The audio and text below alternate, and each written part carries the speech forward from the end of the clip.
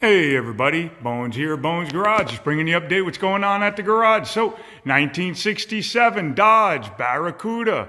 The other day I showed you all the stuff that's going into this rear differential and what it's taken to put this differential in as opposed to this differential that was in there. Today I'm going to show you all the stuff that's going to be going inside the differential that's different. Okay, we're going to start off here. This is the old carrier setup. There's your ring gear, there's your outer bearings, and inside, if you look, there's your spiders. Now, this is an open differential. In other words, this is a one-wheel peel differential. You ever watch a guy do a burnout and only one tire spins, which is usually the right tire? Well, this is why it does that, because these spider gears have no resistance on them. So what happens is the axle goes in right through here. You see those splines right there? The axles, which are right here, you can see these splines, they made up to those splines in here. So whichever tire has the least amount of traction is the one that is going to spin. So if I was to hold this spline right there, that spider gear, it would stop spinning. This side of the axle would, the differential carrier would stop spinning, while this side over here kept spinning.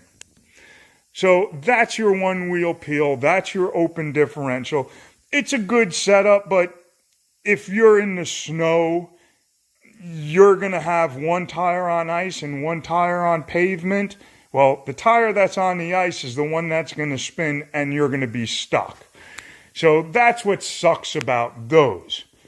This over here, this carrier is an Eaton Fuller limited slip posi differential carrier.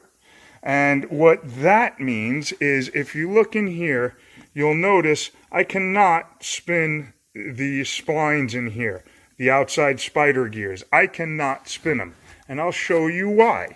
If you look down in here, okay, if you look right down there, those are clutches right there. You could see that's a steel, that's a friction, that's a steel. Now, what happens is these springs push against this plate pushes against that spider gear pushes against the clutches. The clutches cause friction, which keeps the spider gears spinning together. So this spider gear and the spider gear that's way back over there will spin together, unlike the other differential where the spider gears would spin opposite, or not opposite, but not together. So this is your posi setup. So when you do a burnout, both wheels spin and you lay down a nice 11 when you're doing a burnout. Or if you're stuck in the snow, both wheels will spin. No matter which one has the traction, both will spin. We put a brand new ring gear on here, which is a 355 ring gear, which is very nice with a 3-speed automatic that's in the car, which on your third gear is a direct drive. So whatever your motor's spinning, that's what your differential is going to be spinning. These bolts, you can see each one has a line on it. That is telling me that this differential carrier is ready to go into the housing. And how that's telling me is when we tighten down these bolts, which hold on your ring gear, each one of these bolts gets a specific torque. Once we reach that specific torque, which in this one, it's 50 foot-pounds, we mark it. So if anybody else is doing this besides the guy who started it, he knows that all of these bolts have been torqued down and everything's ready to go. And anything that needs torque, we always do that. We torque them down and mark them. The next thing we move on to is the axle shafts. Those are your axle shafts. That slides in the tube of the housing, and this shaft spline goes into that carrier spline or spider gear spline. That is how the power is transferred from the drive shaft into the carrier, split 90 degrees to either side, into those splines and into the axle and then to your tire. We have changed out the bearings. We pressed off the old bearings and pressed on the new bearing with the new wedding ring, and we also put new seals on it, and we have everything all packed and ready to go with grease. So these are all ready to go into the rear housing. We've also put all new wheel studs in. I always like, when I take things apart like this, just replace it. It's only a few more dollars. It's just that much more safety. They're new. They don't have any hairline cracks in them. All the threads are good. They're brand new. We will also be changing all the lug nuts because you don't want to use an old lug nut with a new stud because it will just make the new stud look like the old stud. So always go ahead, change everything out. It's just a matter of safety to do that. Next, we're going to go to our third member, which is our housing for our differential carrier with the ring gear and the pinion gear.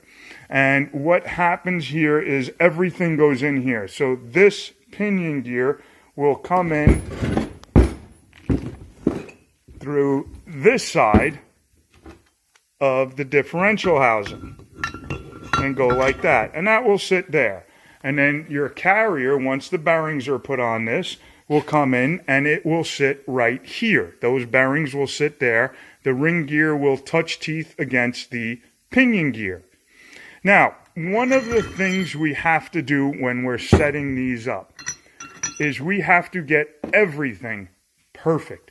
We're talking thousandths of an inch. That's three digits away from the decimal place. So the decimal point and then tens, hundreds, thousandths. That's how close all of this has to be. And these shims are measured in thousandths of an increment. And that's what moves your carrier back and forth or closer and further away from the pinion, because you put the spacers on either side of this, which will, well, this one doesn't take spacers. This one has adjusters here. So you will move the carrier back and forth, closer or further away from the pinion.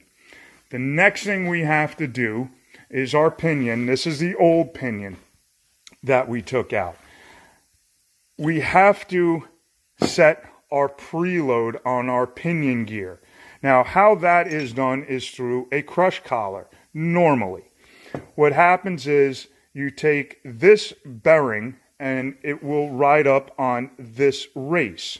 And then you take this bearing, which goes on the top side here, which will ride up against this race. Your preload is how hard these two bearings are pushing against those two races, the inner and the outer. That's what your preload is. And to accomplish preload, you would normally take this crush collar, put it right there, put your bearing in place. All this would be done inside the housing. And then you would take your drive shaft yoke or your pinion yoke, and that would go on there. You take your nut and you drive it down. You're looking at probably turning about 400 foot-pounds to crush this collar. As you're crushing this collar, it's getting smaller and bringing these two bearings closer and closer together. As they're getting closer together, it's increasing the preload on your pinion. Now, what is preload? Preload is the amount of force it takes to make this turn after it has broken loose. In other words, break loose and that's your turn. And you're measuring this in inch pounds, which is small. Inch pounds are very small. Normally, they're anywhere from 12 to 19 inch pounds, depending on the differential. They could be higher, they could be lower, but that's a normal instance. So the way that you do that, the way that you change your preload is by putting shims, by tightening up and crushing this collar. Now, one of the other things we have to take into consideration is how deep this pinion gear is inside this housing. And when I say how deep, what I am talking about is if we take this pinion and we put it in here, how far down off of your center line does this sit? Or how far backward does this sit off of your center line? That is the depth of the pinion.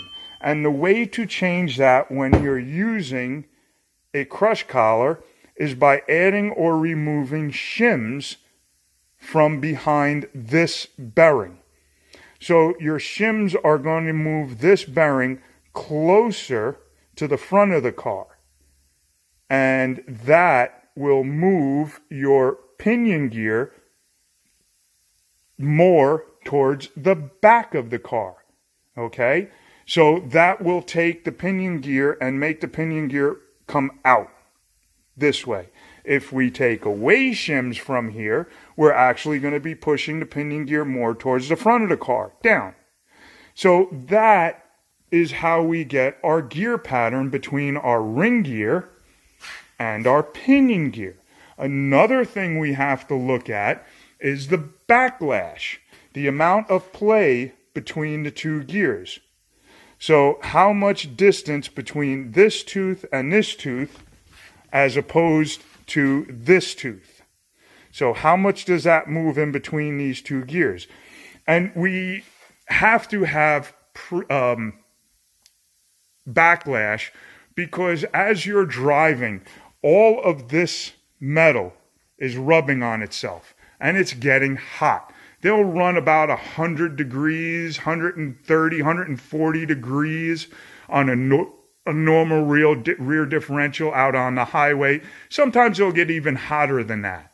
But that's about what they do. And when they do that, everything expands, which makes this gear, the distance between these two gears here, smaller.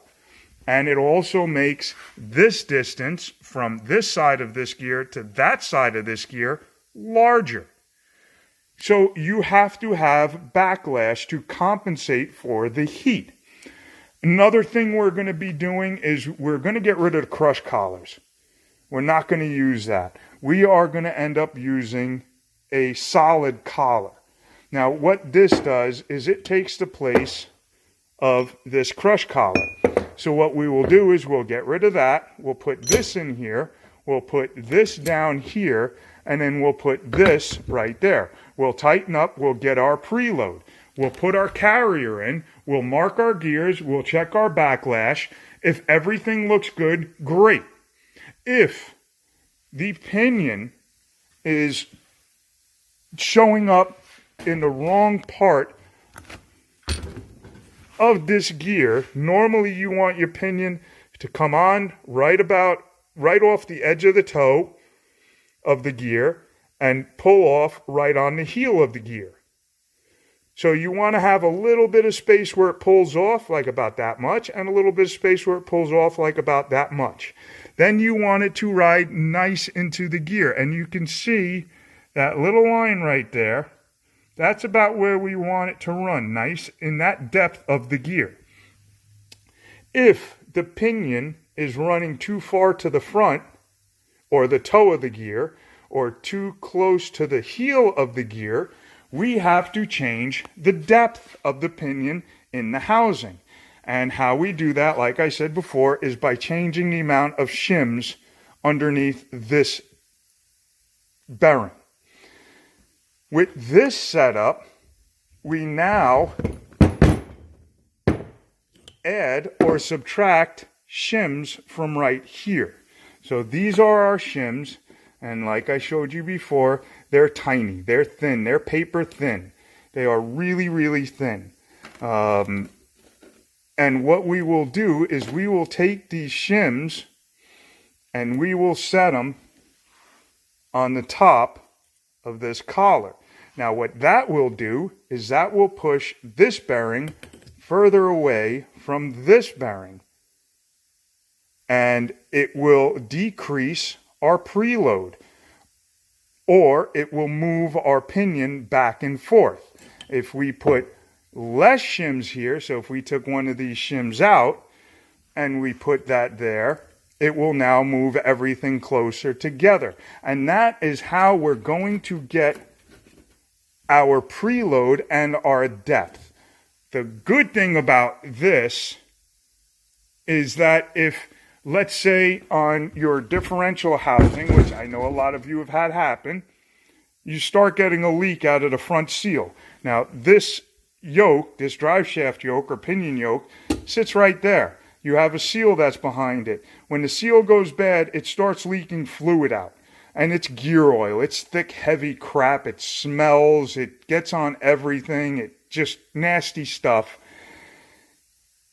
It starts leaking. It's pouring out. It's making a mess on your driveway, in your garage. It's making a mess of the underneath of the car. And it's a nice car. And so you want to replace it. Well, you have to take this yoke off to get to the seal. When you do that, you are also taking away your preload from the crush collar. Now, the only way with the crush collar to correctly put this differential back together, in other words, put the nut back on and put this yoke back in place, is to take the whole differential back apart and start over with getting your preload set, getting your crush set, then checking your gears and making sure that your backlash is correct and that your gear pattern is correct. If it's not, you got to do it over. The nice thing with this collar is once you get everything set correctly, if you have to do that, all you do is you take everything apart. You take this off, you take your nut off, take that off, you pop your seal out of the way, you put your new seal in, you put this back on, put your nut on, tighten up your pinion nut, set your preload, and you're done.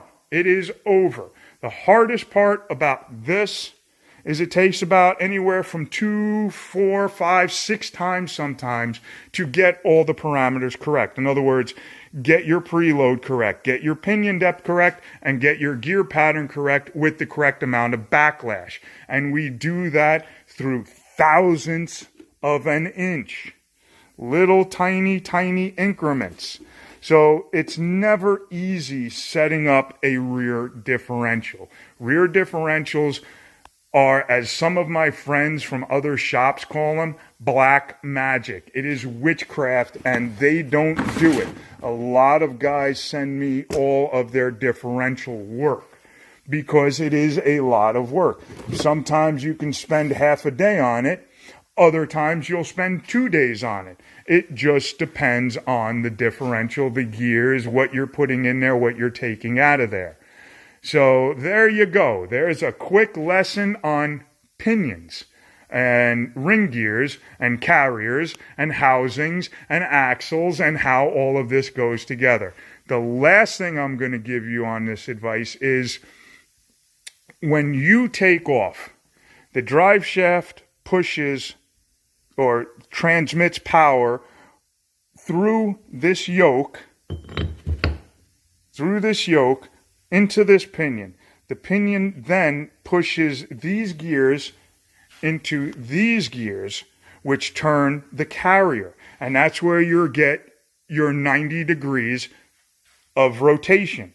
So you're going from this to this on your rotation. So your rotation is up here going this way. You are now turning at 90 degrees and you have your rotation going out that way. Well, when this gear and this gear are pushed really hard, in other words, you're hard on that gas pedal, what happens is these two gears actually want to separate. This one wants to go this way and that one wants to go that way. That is why we have preload. That is what preload is all about. That is why on these we have these adjusters. And when we put it in, we tighten these adjusters down inside the case. And if you look at the caps, you'll see the threads there. and you'll also see the threads on this housing. And you can see them right there. And these sit in there just like this. And then all you do is we have a special spanner wrench that goes right in these teeth, in these holes, and they actually turn this and tighten it to push it in this way. And what you have to do is once you get everything together, you get these tightened in, and once again, you check your preload between your pinion gear and your carrier. And that will give you the amount of preload that you need to keep those two gears from separating.